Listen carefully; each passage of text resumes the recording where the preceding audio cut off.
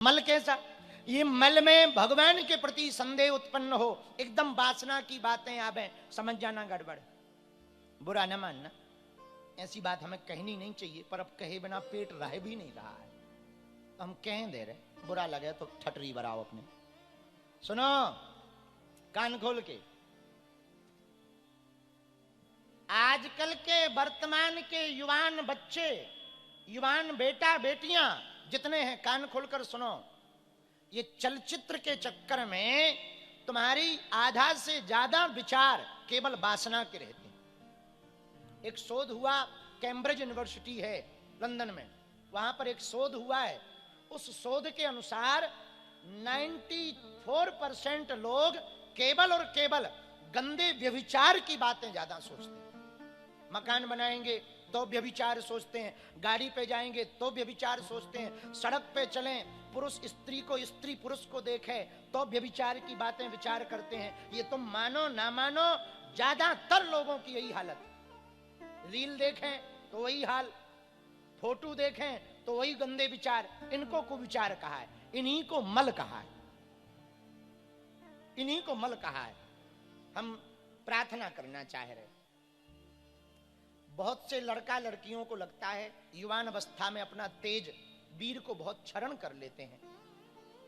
फिर कई बच्चे हमारे पास आते, हमें ब्रह्मचर्य का पालन करना है, हमारी याददाश्त बहुत कमजोर है। सुनो ध्यान पूर्वक, ब्रह्मचर्य के बिना आपके चेहरे का तेज नहीं आ सकता, ब्रह्मचर्य के बिना आपके शरीर का तेज नहीं आ सकता, ब्रह्मचर्य के बिना परम प्रज्ञा मेधा उत्पन्न नहीं हो सकती। जितना अपने आप को साध सको, इंद्रियों को साध सको, उतना बेहतर है। और ब्रह्मचर्य को साधने के लिए पहला नियम रखो, चलचित्र देखना बंद करो। जितने कम चलचित्र देखोगे उतना कम व्यभिचार की बातें आएंगी, उतना ब्रह्मचर्य तुम्हारा कठोर होता जाएगा। और हम निवेदन करना चाह रहे, देव शक्तियों का आभास करना है, देवताओं की शक्तियों का अनुभव करना है, देव शक्तियों से संपर्क करना है, तो तेज होना ही चाहिए। बिना तेज हुए देव शक्तियों का आभास नहीं आप सह सकते। ज्यादातर युवान बच्चे अपना पूरा तेज 18 वर्ष से 26 वर्ष की आयु में नष्ट कर देते हैं। और आजकल तो और पहले से 15-16 साल से ही गलत आदतों में बच्चे बच्चियां पड़ जाते हैं। और उन गलत आदतों का परिणाम आगे गृहस्थ में भी आता, संतान उत्पत्ति में भी आता, और भविष्य भी एकदम नरक हो जाता है। हम प्रार्थना करना चाह रहे, बच्चों और बच्चियों से चलचित्र देखना बंद करो, अपने तेज की ताकत को संभालो। आपका तेज सुरक्षित रहेगा तो आपका फ्यूचर भी सुरक्षित रहेगा। और एक बात बोले,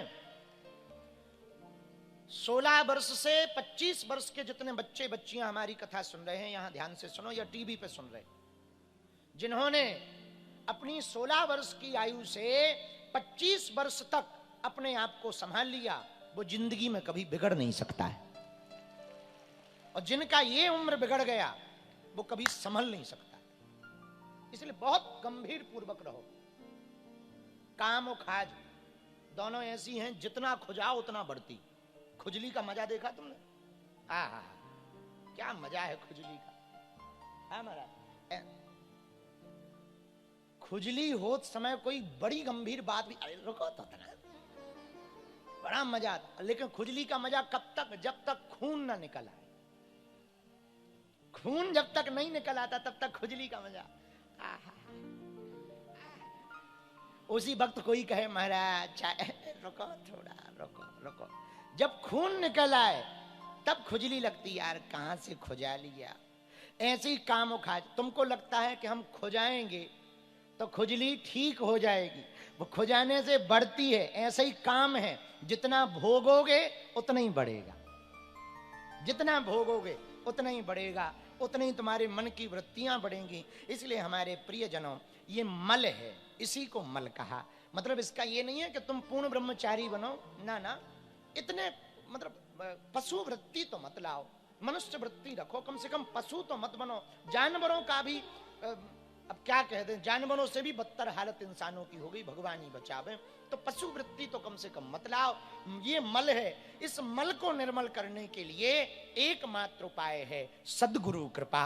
गुरु के चरण रज वो मिल जाए तो ये मन निर्मल हो जाएगा। इसलिए गोस्वामी जी कह रहे, श्री गुरु चरण सरोज रज निज मन मुकुर, बरनौ रघुबर विमल जो दायक। किसी का पता करना है ना कि वो कितना धैर्यवान है, कितना सहनशील है, उसका पता करना था उसको धक्का लगने। ये परमात्मा जो धक्का देता ना, इसलिए धक्का नहीं देता तुम्हें, संकट इसलिए नहीं देता कि तुम मिट जाओ, ना ना ना, वो देखना चाहता तुम और कितने ठहराव में आ गए, कितने गंभीर हो गए हो। क्योंकि जब धक्का लगता ना तब आदमी का हकीकत सामने आता, चेहरा सामने। हमारे गुरु एक बात कहते थे, किसी साधु को परखना है ना उसके दिन मत देखो, साधु को परखना है तो उसकी रातें देखो। दिन में तो कोई भी साधु हो सकता, पर रात को कोई साधु रहे तो साधु है, तो साधु है। अंदर जो होगा वो बाहर आएगा, ये पक्का है। एक राज्य में एक ऐसा व्यक्ति गया, मुंबई की बात कर लो। मुंबई में बहुत साल पहले एक ऐसा आदमी आया कि बहुत भाषाएं जानता था, तमिल भी बोलता था, तेलुगु भी बोलता था, उर्दू भी बोलता था, कन्नड़ भी बोलता था, फ्रेंच भी बोलता था, मलयालम भी बोलता था, और बुंदेलखंडी भी बोलता था, और हिंदी भी बोलता था। तो राज दरबार में राजा ने कहा कि इतनी भाषाएं बोलता, पता करो ये है कहां का, इससे किसी भी भाषा में बात करो, पर यह पता नहीं लग रहा कि इसकी भाषा कौन सी असली है, कहां का रहने वाला है, तेलुगु का है कि मलयालम का है कि कन्नड़ का है कि बुंदेलखंड का है कि मराठी है कि गुजराती है कि पाकिस्तान का है, जरा पता करो। तो एक दूसरा बहुत बुद्धिमान आदमी दरबार में था, उसने कहा महाराज हम पता कर देंगे। कैसे? बोले इसका आज निमंत्रण करो। बोले निमंत्रण से पता लगेगा? बोले करो। तो निमंत्रण किया, उसे बुलाया अपने मकान में। तो राजा से कहा उस व्यक्ति ने कि इसको ऊपर वाली छत पे बुलाओ खाने के लिए। ऊपर वाली छत पे बुलाया, बढ़िया पंगत कराई, भोजन कराया। फिर उसको कहा कि अब बहुत भोजन को करा दिया है, इसको 1000 मोहरें दो। तो राजा ने कहा ये क्या पागलपन है, 1000 रुपया खर्च करवा। अरे बोले दो तो पता लग जाएगा ये कहाँ का है, असलियत आ जाएगी। 1000 मोहरें दी, कहा कि चलो महाराज नीचे। उस व्यक्ति को जैसे ही नीचे उतारने लगे तो पीछे से एक लात मारी और वो गिरा, तो मोहरें छूट गईं। मोहरें छूटी तो वो गिर के उठा, मोहरें बटोरते हुए अपनी भाषा में गाली बकने लगा। जैसे ही गाली प्रारंभ की, सोई मंत्री बोला हुजूर ये है असली इसकी भाषा। क्योंकि गुस्सा में आदमी वही बोलता है जो हकीकत हो। कितना अंग्रेजी पढ़ लो, कुत्ता पीछे पड़ जाए तो हट्ट ही हट्ट निकलता है। हाँ, और जो असलियत होगी वो बाहर निकलेगी। कब? जब आप गुस्सा में होंगे तब पता लगेगा कि आप हैं कौन।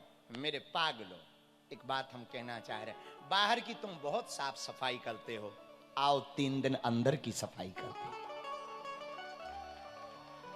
आओ 3 दिन अंदर की निर्मलता करते हैं। अंदर जो होगा बाहर वही निकलेगा। और हमारा मानना है तुम्हारे अंदर यदि भगवान का चरित्र भर जाएगा तो कभी भी धक्का लगेगा तो भगवान का नाम ही बाहर निकलेगा।